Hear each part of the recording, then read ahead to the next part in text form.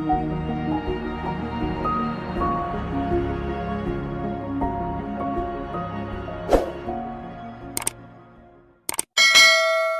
الله الرحمن الرحیم.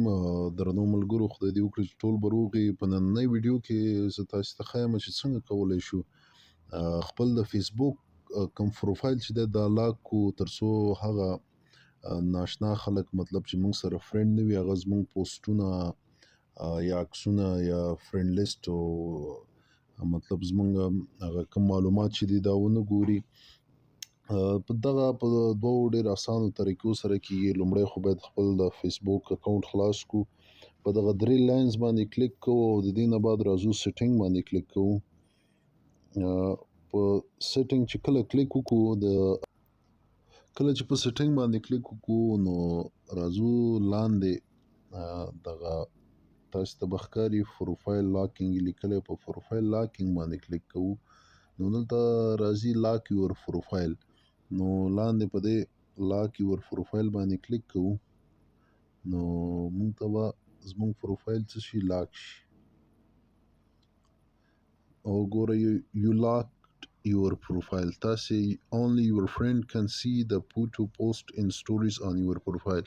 نو یوازې ستاسې ملګري کولی شي چې ستا عکسونه، پوسټونه او یا سټوري ستاسې په پروفایل باندې وګوري. نور که ناشنا ملګری راځي مثلا هغه نشي کولی چې ستا پوسټونه وګوري یا کوم سټوري چې جګه ستا معلومات مطلب دا نشي کتلی.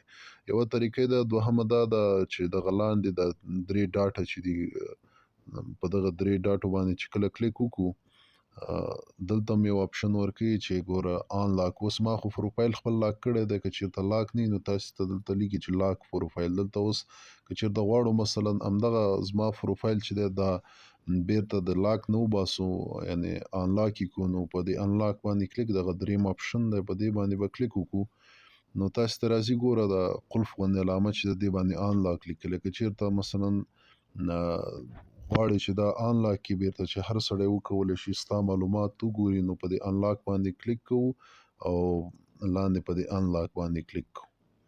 نو اوس به زموږ پروفایل ګور راته ولیکل you unlocked your profile, more people money may see the photo post in stories on your profile. نو هر سړی کولی شي چې ستا پروفایل پوسټونه چې دي یا مثلا کوم سټوري ورکې دا کولی شي. نو همدا دوه طریقې وي. بیرته مثلا غواړم همدې لنډې طریقې نه لا کوم په دې درې ډاټو باندې کلیک کوم ګوره اوس هغه آن لاک په لاک باندې بدل شو، لاک پروفایل.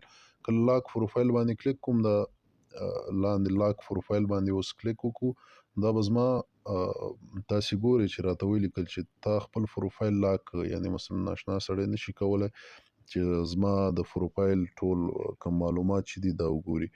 نو په دغه طریقه باندې په اسانه شکل کولی شي چې خپل د فیسبوک اکاونټ لاک کړئ. که تاسې زموږ پښتو ټیک چینل نه یې سبسکرایب کړی هیله ده چې زموږ چینل سبسکرایب کړئ تر څو د ټکنالوژۍ یا د موبایل انټرنیټ د دې اړوند د مشکلاتو د حل ویډیوګانې پکې کتلی شئ او خپل مشکلات پرې حلولی شئ.